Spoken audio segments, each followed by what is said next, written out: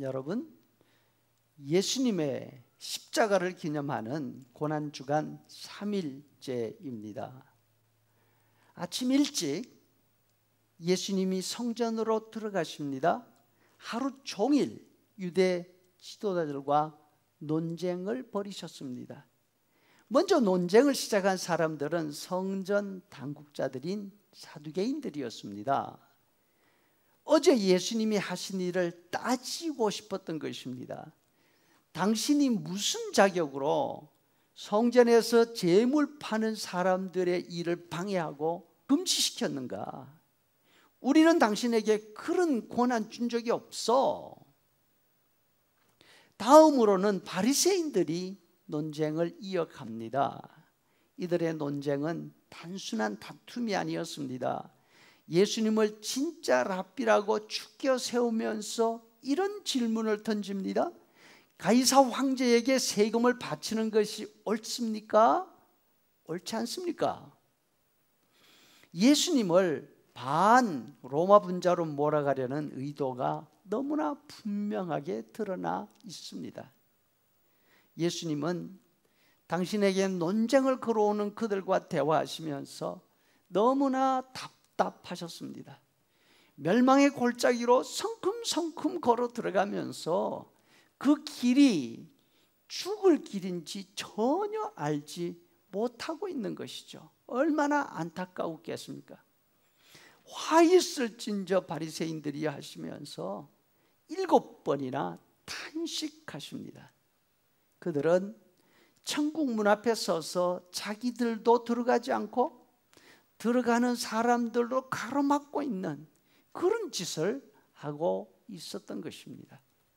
저녁이 되었습니다. 제자들과 함께 예루살렘 밖으로 나가십니다.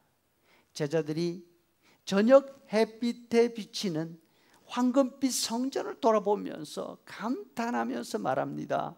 선생님, 성전을 좀 보십시오. 얼마나 웅장하고 얼마나 위대합니까? 골짜기 건너 예루살렘이 마주 보이는 올리브 농장 숲으로 가셔서 자리를 잡고 앉으셨습니다. 제자들이 묻습니다. 선생님, 저 성전이 무너지는 끔찍한 일이 일어난다 하셨지요?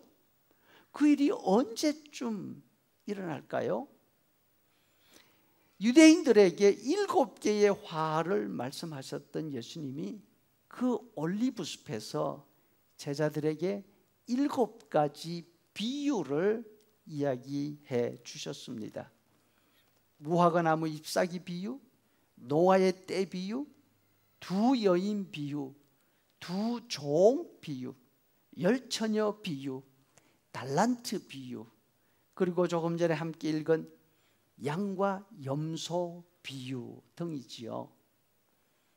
7개 비유 모두 우리가 잘 알고 있는 내용들입니다. 각각의 비유를 자세하게 해석을 할 수도 있지만 먼저 생각해야 될 것은 7개의 비유에는 공통된 주제가 한 가지 있습니다. 그 핵심이 뭐냐? 그것은 정신 차리고 준비하고 있으라 하시는 말씀입니다. 그리고 더 신경 써야 할 부분이 어느 부분이니까 이 말씀은 여러 사람을 상대로 하신 것이 아니라 12 제자들에게 하신 말씀입니다. 오랜 시간 메시아를 기다리다가 세례자 요한을 만나면서 메시아인 줄 알고 따라다녔던 사람들입니다.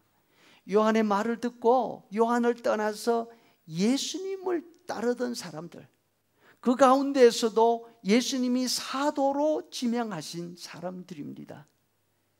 이 제자들은 예수님에 대한 신뢰가 있었습니다. 예수님을 위해서 헌신할 마음의 자세도 있었습니다. 예수님의 십자가를 생각하면서 고난주간을 기념하고 있는 우리들도 예수님의 제자들과 똑같지 않습니까? 예수님을 따르면서 겟세마네 올리브 숲에 있었던 그들처럼 우리도 예수님을 믿고 예수님을 따르는 제자들입니다. 그렇다면 이 7가지 비유는 바로 우리를 향한 말씀인 것이죠. 유대인들은 성전 마당에서 예수님과 논쟁을 벌이면서 얼굴이 벌겋게 달아올랐습니다. 왜요? 예수님이 자신들의 이권을 망치고 있었기 때문입니다. 여러분, 혹시 그 유대인들의 얼굴에 우리의 모습이 들어있는 것 아닙니까? 예수님을 믿으면서 또 교회 생활을 하면서 어떤 것이 나한테 더 유리한가, 그것만 계산하고 있지 않은지 묻고 있는 것입니다. 유대인들이 예수님을 믿지 못했습니다. 예수님의 원수가 되어서 예수님을 없애버릴 궁리만 하고 있었습니다. 왜 그랬을까요? 그 이유는 그 사람들의 본성이 다른 사람들보다 더 악했기 때문이 아닙니다. 하나님께 대한 열정이 없었기 때문도 아닙니다. 성경을 몰랐고 성경에 대한 지식이 부족했기 때문도 아닙니다. 문제는 이 모든 것보다 자신들의 이익이 더 중요했던 것이죠. 예수님께서 말씀하십니다. 마태복음 16장 24절, 예수께서 돌이키시며 베드로에게 이르시되 네가 하나님의 일을 생각하지 아니하고 도리어 사람의 일을 생각하는도다 하시고, 이에 예수께서 제자들에게 이르시되 누구든지 나를 따라오려거든 자기를 부인하고 자기 십자가를 지고 나를 따를 것이니라. 여러분, 예수님은 우리를 구원하시기 위해서 자신의 모든 것을 내어주셨습니다. 그렇다면 우리는 어떻게 하는 것이 마땅할까요?